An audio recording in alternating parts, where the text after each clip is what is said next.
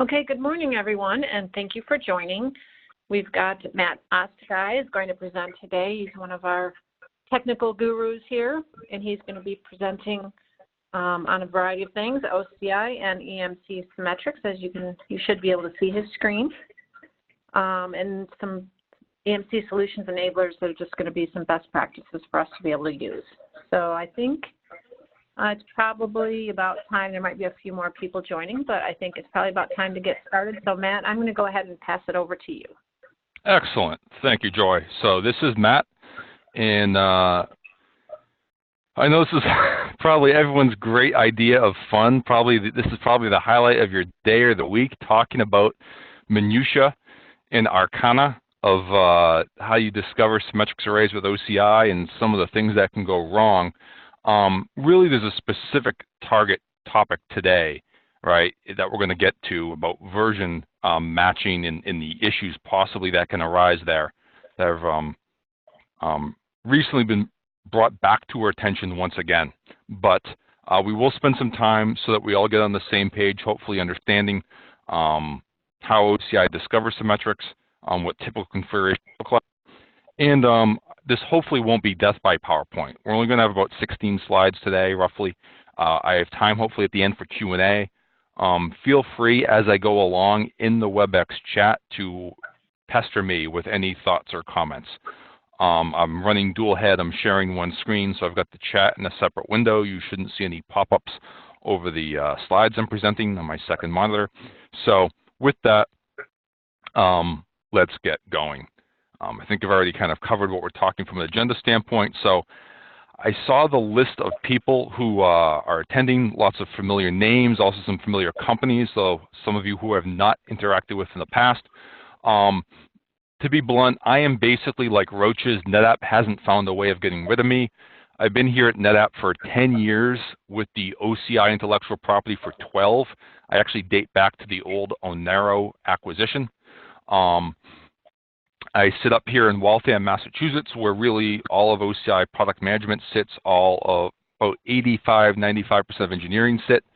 And what does my title mean, OCI Solutions Architect? It means I worry about broken things, whether that's pre or post sales. I'm a pre-sales resource for OCI, but I'm kind of on a worldwide basis looking at how our customers are doing, are things working the way they ought to. And my real specialty is a painfully in-depth awareness of how OCI gathers data. When the rubber hits the road, what are we doing, right? So, and a little bit of fun, if you joined early, you may have seen my desktop picture, which was something from Japan. I'm a travel guy, so I've been NetApp long enough to get 5 weeks of vacation, which is one of the reasons I'm not quitting them and they can't seem to quit me. For fun, I travel. Last year was a good year. I visited 3 new countries. Not that that's a goal in and of itself, but in the few years previously, I had been kind of going back to some old favorites. So last year was different horizons for me on my time off. So enough nonsense about Ostiguy. Moving on to what does OCI and Symmetrix look like? So, you know, on one hand, OnCommand Insight, if you're here, you probably know what it is, but let's state the obvious. It's a heterogeneous infrastructure management solution, and it gathers that data typically across IP networks, and it does it out of band, right? We're not in the data path. Then on the other hand, what does a Symmetrix or VMAX environment look like? Well, you manage those arrays historically in band by communicating to block storage volumes, tiny little gatekeeper volumes that you are going to be talking to, typically with FC, occasionally with iSCSI. You know, the stereotypical OCI Symmetrix customer is assuredly FC, but both are possible. Now, the software stack that's going to talk to those volumes and basically speak across that in-band channel is EMC Solutions Enabler. That is basically a collection of CLI tools. All these CLI commands start with the letters SYM. So if you hear me say things like SymCFG or SymDiscover, those are just some of the various binaries in this suite, right, that you can run against your arrays. Now, Some customers, putting my pre-sales hat on for OCI, when we engage with new customers, some customers have intimate familiarity with Solutions Enabler. That's what they're used to using for managing their arrays. Other customers are more akin and custom to Unisphere for VMAX, or what once was Symmetrix Management Console. Basically a web-based interface to the array. Those two stacks, Unisphere and SMC, were actually built heavily on the Solutions Enabler IP. So under the covers, really that Solutions Enabler componentry was there. Now, what I'm not really getting into is a bit of a master's level discussion. In the more recent generations of the VMAX arrays, they've actually had the ability to run Solutions Enabler or even virtual machines on the array directly. Historically, those have had some asterisks with them, so that oftentimes those are not the Solutions Enabler servers we're talking to, the ones on the array themselves, because those often cannot, for example, have the services or daemons restarted by the customer. That used to be an EMC only functionality. So those, since they had those asterisks, we're not all that accustomed to talking to them, but at the end of the day, if those are in fact Solutions Enabler, they should behave like Solutions Enabler. So given that we've kind of laid out, on one hand, OCI wants to talk to things across IP, typically out of band. In Symmetrix, in the in-band, on the other hand, how do we link these two things together? So what are the possible methods of gluing things together? Well, we discussed the concept of the gatekeeper volumes. So this is almost metaphorically bringing the Symm to OCI. If you bring gatekeeper volumes to the OCI operational server, that's a term I use to indicate your non-data warehouse, your OCI server that's got all the various services on it, including one of the tasks is data collection, Sandscreen ACQ. So while you can bring gatekeeper volumes to OCI, there are some negatives with that approach, right? One, if OCI is in physical site X, you may have Symmetrix arrays in multiple physical sites. So you may not be able to bring gatekeeper volumes to your OCI server because of geographical separation, right? You could have SIMs all over the country, all over the planet. Furthermore, this tends to presume that the OCI server itself has FC connectivity, which may or may not be true, right? And it may not have been in your head because of your awareness that OCI is typically out of band and IP based. So possible, but fairly rare do we see that. Another approach is to almost the opposite of bringing OCI to the existing Solutions Enabler server. You could take our remote acquisition unit, which if you're not familiar with it, is literally another Windows service or Unix daemon that extends the breadth of OCI's data collection capabilities across IP networks. So you can logically move data collection closer to the arrays by installing the RAU on the SE server. So there's some good news and some bad news with these type of topologies. What's great is this is going to eliminate any WAN latency when using Solutions Enabler client server mode, which we're going to get into a bit more. It also eliminates Solutions Enabler client server version concerns, which is really the thrust of today's topic. But from a negative standpoint, in terms of existing SE servers, if you are a Unisphere or SMC shop, you may not be able to install other software. So it may not be feasible to install that RAU package onto that server. Worth mentioning, I think, if you're not aware, as of OCI 7.2 and higher, we're now shipping 7.3. In fact, 7.3.2 just shipped last Thursday, is that you can mix and match Windows and Linux with OCI. So you can have a Windows OCI server deploy the RAU on Linux or vice versa. They're equal peers, and you can mix and match as appropriate. Worth filing away if you're not aware of that. So the third option we really have to link together OCI and Symmetrix is what we see literally in 95 to 98% of all of our Symmetrix data sources, which is using Solutions Enabler itself in client server mode. So client server, It was the best of times. It was the, we'll just leave it at that. There's some very good news. There's some very bad news. And these are the thrust of what we want to talk about today is getting your arms around things I would recommend that you keep in mind for the ongoing health of OCI's ability to report timely and accurate data. So what's good about Solutions Enabler in client-server mode? Now, before I dive in here, am I moving too quickly for anyone, or are there any questions? I'm looking at the chat. Looks like there's nothing yet, so.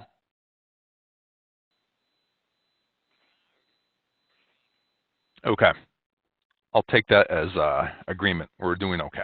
So what are the positives of using Solutions Enabler in client-server mode? You can keep OCI a little bit out of the data path, right, as discussed, right? You're not introducing that requirement to have OCI to have physical connectivity. So Solutions Enabler, you can deploy it in client-server mode. You can install Solutions Enabler on the OCI acquisition unit, which could be the RIU, could be the OCI server. And in client mode, it's going to talk to an existing Solutions Enabler server. What do we mean by that terminology? That SE server, the server playing that role, needs to have the store SRVD daemon or service running. As a rule, that's going to be listening on port TCP 2707 if it's started and installed.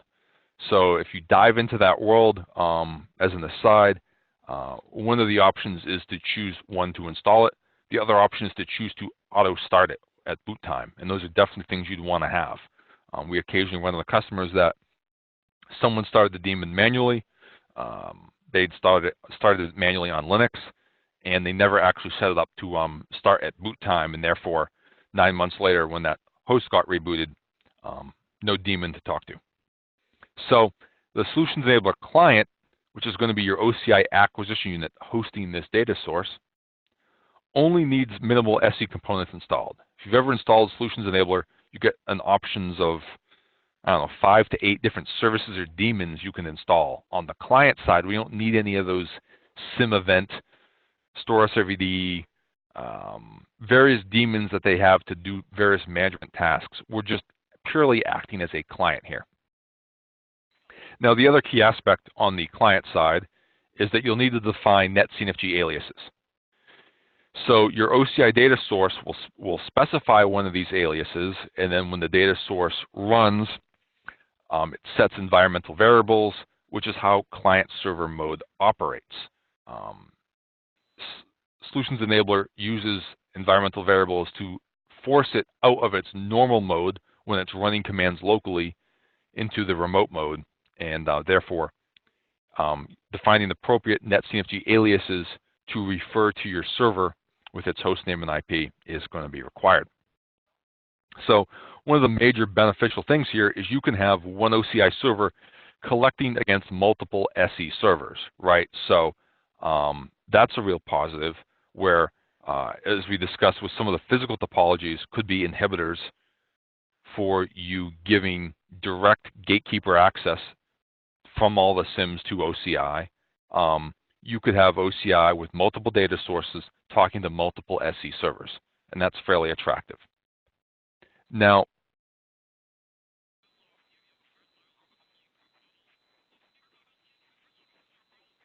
I apologize, my PowerPoint's hiding on me.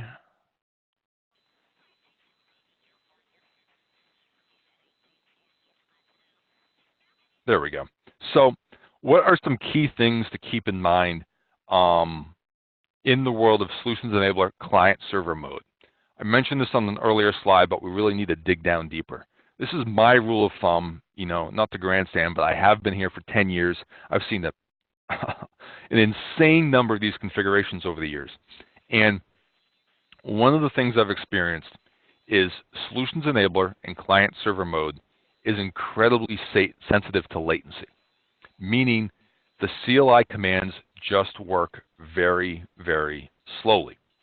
So my best recommendation to you is to think about when you want to add Solutions Enabler, a new server to OCI, think about which acquisition unit you want to house this data source on, and on that AU, just literally ping that remote Solutions Enabler server. If you see round-trip ping times greater than or equal to 15 milliseconds, you are likely to have lots of pain. What do I mean by pain? So one level is this data source, by default, is going to kill itself, self-inflicted suicide, at the 2-hour mark, because the data source has that as almost a sanity test, because it can't believe data collection could take that long. So you could encounter data sources failing, seeing an error message about 7,200 seconds, which is 2 hours, hitting a timeout mark.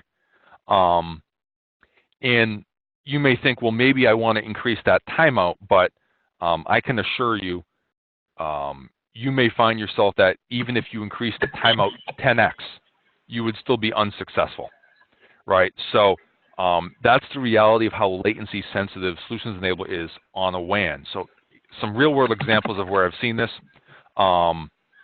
New York financial institution, they were doing some disaster recovery site in like the Tennessee, Kentucky region, right? So if you're not familiar with U.S. geography, I'm not that great either. Call that, I don't know, 1,500 miles, 1,100 miles maybe from, say, New York, Connecticut, New Jersey. Still, they were seeing 8 hours, 10 hours to run these CLI commands. So to avoid that latency, what you really want to do is deploy an RAU into that site with that SC server. And that's short-circuiting the WAN latency between the client and server.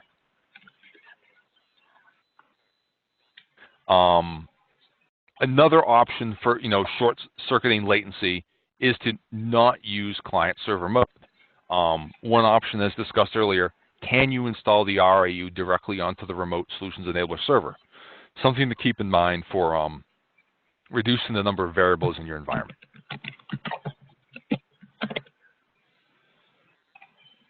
Okay. Another gotcha to keep an eye out for that really makes planning a little bit trickier with this particular platform is that you can only install one Solutions Enabler version on a host. Lots of the CLI tools that OCI uses for different data sources actually support multiple concurrent versions to be installed. So HP EVA, the VNX Clarion NaviSec CLI, HDS export tools, those are all things you can have multiple versions on and therefore have multiple data sources on an ACK unit using multiple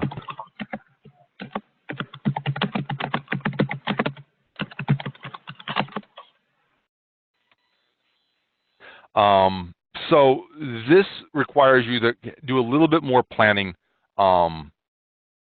because of this limitation, right? If you were introducing more Solutions Enabler versions into your environment and you cannot support multiple concurrent versions, there's potentially some pitfalls. And that's what we're going to get into a little bit more. And the other aspect is, because if you're going to be using client-server mode for Solutions Enabler, you may need that drive some awareness in your organization, right? If you're got the responsibility for OCI, right? If you're doing capacity planning or you own the operational health of the tool, you're doing SLA monitoring, it can't just be that people run around and upgrade versions on a whim without realizing there's some potential downstream ramifications.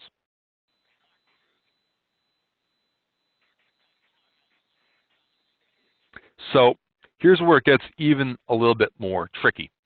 So versioning, there are rules. Some of these are enforced. Some of them once were not. What the trend is on both sides is for more enforcement. So what do I mean? So clearly, a tool that works in client-server mode, right? We're talking about EMC's software. It's the client. It's the server. They're going to have their own rules. So we're not in a position to kind of supersede whatever EMC states, right? So the base of the pyramid is going to be, what are EMC's rules of engagement, right? What do they say the law of the land is? So they have always stated that in client-server mode with Solutions Enabler, the client must be the same version or older, never newer. Recently, what we've seen is EMC is more aggressively enforcing this in their code. I've actually seen cases where customers install the latest and greatest Solutions Enabler 8406, perhaps for like a VMAX all-flash array, and that fails talking to 8400 just because of that last digit difference where 6 is greater than 0. So that is a major thing to contemplate, right? If you're going to have Symmetrix in your environment, and you should have this as part of your repertoire. You cannot avoid this. It's a foundational fact that you are likely going to have to work around, unless you forego using client-server mode entirely, in which case none of these rules apply. So if that's the rules of engagement for EMC at a high level, or really the opposite, the foundational level, what's NetApp's positioning? Well, in a perfect world, we wouldn't have to do anything above and beyond that. We would prefer to have less complexity and chaos in the universe. However, over time, our experience has been that we have learned things that cause us some consternation, and for the best interests of everybody, we are more restrictive than EMC. And let's walk through some of those. So for long times, we have blocked using Solutions Enabler 7 as a client against version 8. If you're not familiar with all the history of EMC, I don't blame you. But basically, 8.x Solutions Enabler was introduced with the original VMAX array. So a bunch of changes occurred there, and what we found was it was just not reliable to use SE7 against 8 as a client, whether it was for the new VMAX arrays or even for the older DMX arrays. So we are prohibiting that configuration in our data source code. You cannot work around that. You will see a friendly error message in your OCI Web UI stating that your configuration is unsupported. Similarly, 8.1 and earlier, we determined against 8.3 and higher was problematic. And now, because I couldn't figure out how to use the blink tag in a PowerPoint slide in flaming red here, there's a lot of gotchas that we're seeing with what we're starting to see lots of land in customers' environments are the VMAX 3 all-flash arrays. And as a rule, folks are using compression on those. So features and technologies that really weren't there historically, and 8.2 and earlier against 8.4.0 is problematic.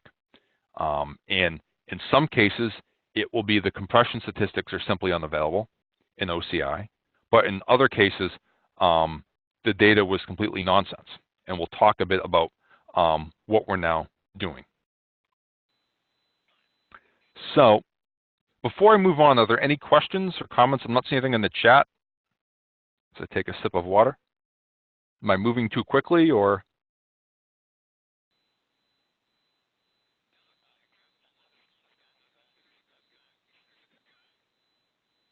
I will take that as acceptance. Okay. So wanted to share with you, really the thrust of why we're having this session here today, why I felt it was worth getting some customer awareness. So what we're looking at here is actually some real-world customer data that I have obfuscated. And this was a situation where the customer's data source was on an acquisition unit using Solutions Enabler 8.3, and the server was 8.4. Now, what we're looking at here, I know it's a little bit of an eye chart, and I'll kind of talk you through it, but captured on the same day, not at the same instant. So some of the capacity numbers fluctuate to a minor degree, but at a high level, for example, the usable capacity is identical. We're looking at the same Symm. It's XML formatted because it's easier for our engineers' code to parse that, but the effective capacity is 208.414.3, identical on both. Really, all the numbers, the fluctuations here, are what you'd expect to see, right? Just polling the same array at different times of the day, which was February 7th. However, you'll notice in both of these text file snippets, the left being when the customer ran this command directly on that 8.4 Solutions Enabler server versus what our data source captured in what we call our recording zip within the data source error report or within our OCI extended logs they may have sent to us via auto support. But you'll notice both of these XML files at the bottom have compression state, compression ratio fields, but for some reason, when you use 8.3 as a client against 8.4, that ratio just comes across as NA, whereas it's available as 2.3 to 1 on the server itself, right? So that's kind of a bummer because it's a little non-intuitive that for some reason that 8.3 client knows to have these tags, knows that these tags are attributes of this entity, the storage resource pool. What you're going to see is your storage pool in OCI on a VMAX 3, but yet that information doesn't come across. So the approach we've taken naturally is to not make this a critical failure. OCI, recent versions of OCI, will report the compression ratio on the storage pool when it's available. If it's not available, we're not going to fail the data source because of situations that could occur like this. As a quick aside, not that it's the thrust of the topic today, but the compression ratio is available in the OCI data warehouse. It's also available in the REST API. It's not yet visible on the storage pool landing page in the web UI, which if that frustrates you, I can assure you it frustrates me as well. But this is the story with 8.3 clients talking to 8.4 servers. Little bit of a gotcha. Now, oh heck. So this was a different customer environment escalation where someone was looking at Unisphere for VMAX saying,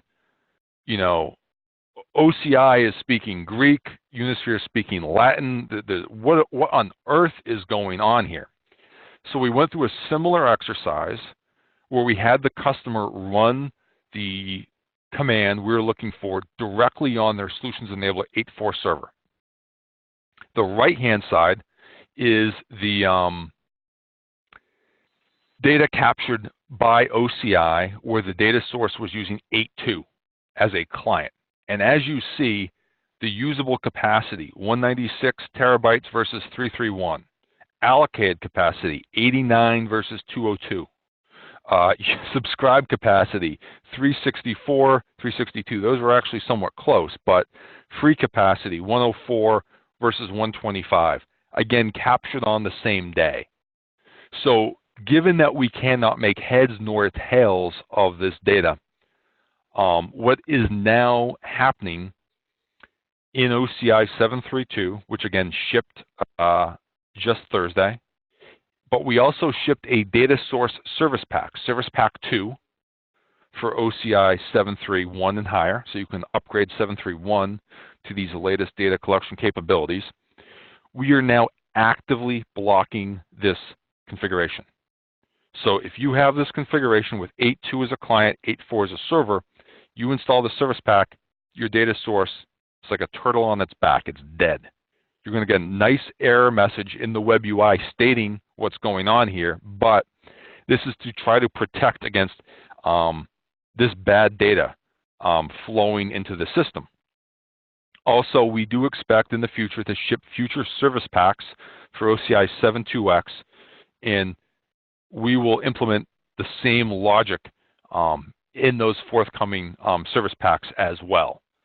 So this is kind of, the real thrust of today's action, right? That I wanted to get your, some awareness going that, wow, it's impressive, some of the new capabilities of, the VMAX 3L flash, things like compression, but it looks like certain client-server Solutions Enabler configurations are really risky for data accuracy, right? For any of you doing capacity planning and trending.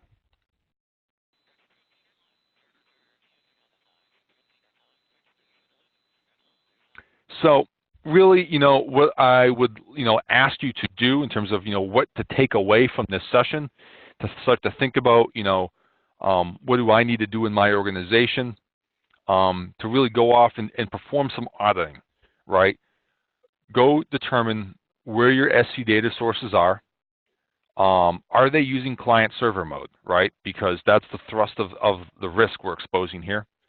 Am I staying up to date with Solutions Enabler? Some of the customers we've, with some of this real-world data, we've already been interacting with them on a one-by-one basis. This is much more of a broadcast form. We've occasionally found cases where there was nothing inhibiting them from performing an upgrade, right? It was just something that they, busy lives, they forgot to do. But from a thought leadership standpoint, what we're, asking for some consideration of is, as you go and audit your SC installations on OCI, and you need to look at what SC installations they're talking to, what do you see for patterns? Are you seeing consistency, or are you seeing a lack of consistency, right? Because there's some real-world ramifications of having that inconsistency. It's going to make your life harder to manage OCI when you have to contemplate all the version matching rules we've discussed, right? Where the OCI client needs to be the same or older, but yet it can't be too old, because now OCI is having to enforce restrictions on those ages. But it's not even just the restrictions. If you're attending this call and you're running OCI 7.2, you have that degree of risk where if your 7.2 is using SE 8.2 against 8.4, you could be pulling in that wonky data, right? That results from that configuration. So,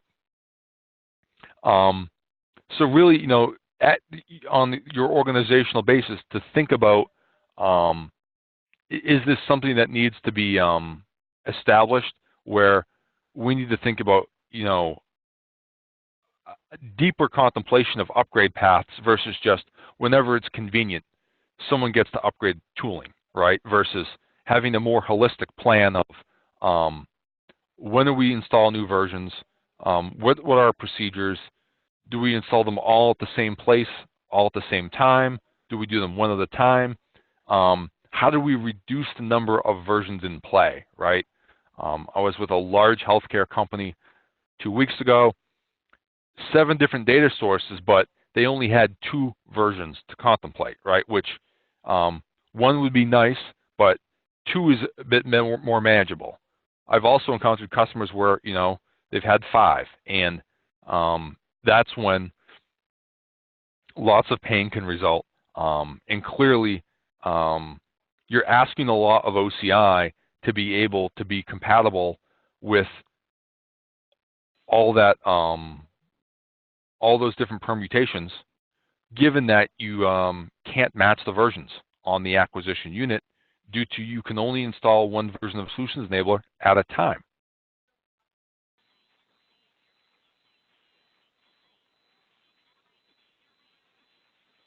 So I have a question in the chat, do we have a tool? So the answer is no. So if you're sending us auto support data, our data source error reports actually capture this information. So one of the things we try to do in OCI, given how complex the world of heterogeneity is we aspire to log the tooling versions of all the CLI tools that we use, and if we're successful, logging the server versions. The data doesn't flow into OCI from an end-user accessible format, but it actually does get buried in the OCI database, and if you were sending us OCI auto support, we could actually probably take a look at that for you, which it's hard for us to do that at scale, but if you reach out to us, that's probably something we could do for you. Now, I don't think we have any KB articles that really dive through what we call the data source recording, but it is actually captured in there. So in the field, if you're a Symmetrix whisperer like myself, you can actually pull out that information, but I don't think we have a good KB on that. So that may be a good action item for me to jot down, is to think about a new KB to show SE versions are.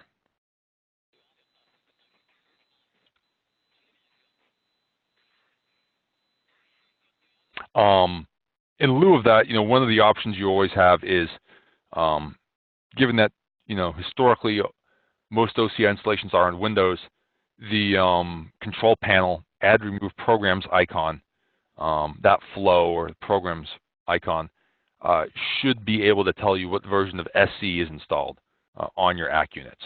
So that's one of the levels of inventory that you can perform. But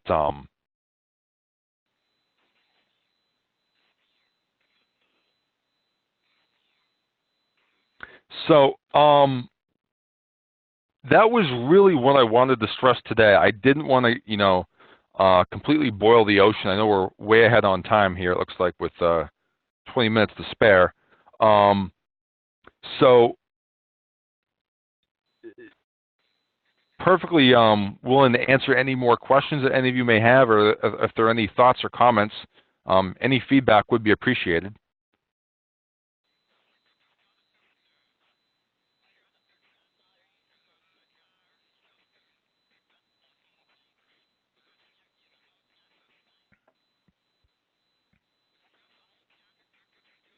Now, since no one's speaking up just yet, something I will throw out there as an avenue, if you want to talk to folks, is if you go to community.netapp.com, under the world of OnCommand storage management software, there is an Insight section, and you can actually choose, if you're not aware, to follow just this section.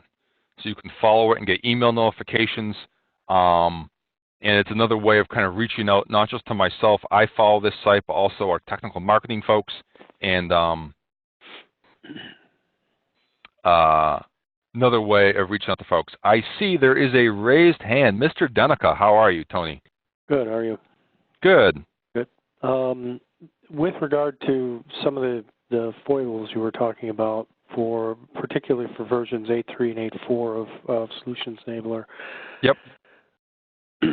My understanding of the discussion is that these issues are cropping up when using the client software or the proxies.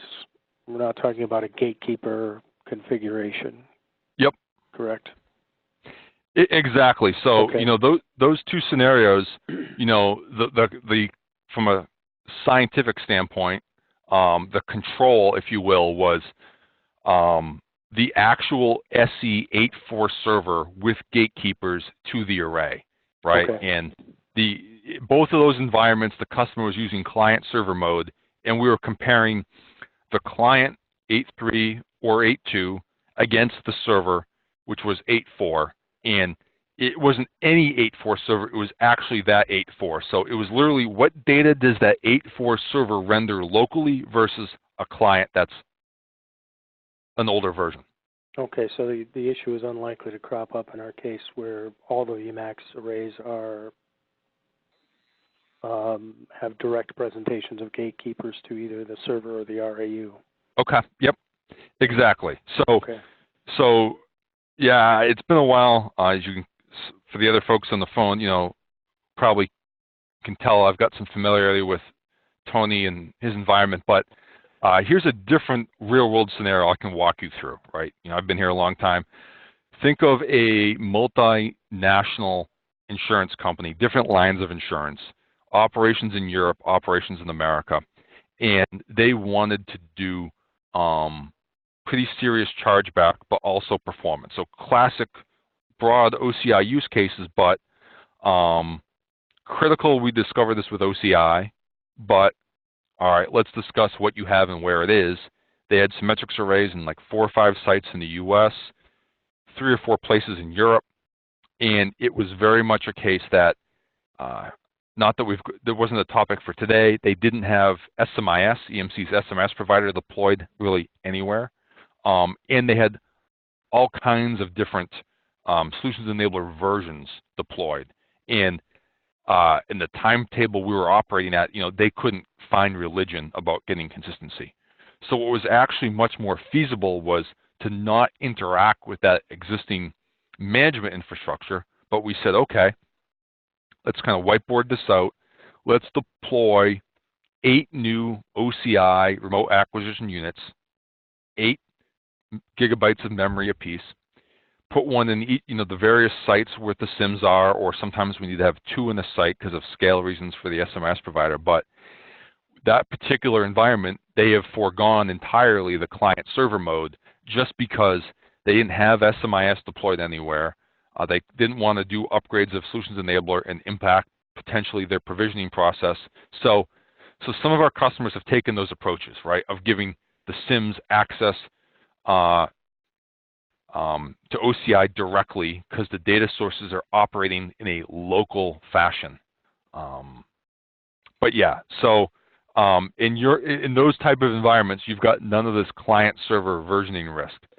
To date, it's purely a client-server conundrum we've seen, and what it is it seems to be 8.2 and earlier is the current crisis. Now, you kind of saw one of those slides. We've already prohibited earlier different crises from version matching. So this is just kind of the latest in that trend, but we just wanted to bring that awareness to light. Thanks. No problem.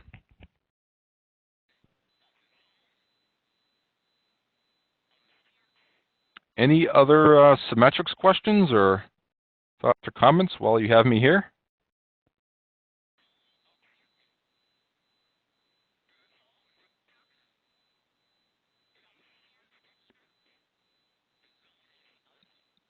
It sounds like we can give everybody 15 minutes back if there are no further questions. Thank you very much, Matt. You did a fabulous job. And I would just like to mention to the people that called in today that we do have a CSAT survey that's going to be coming out the first week of April. It'll only take a couple minutes to complete. So if that is something that is helping you out with these webinars and our newsletters and some of the information that we're helping you with, it would be great if you could help us back. So you'll get more information on that on the next newsletter coming out probably next week. And I'd like to thank you all for coming.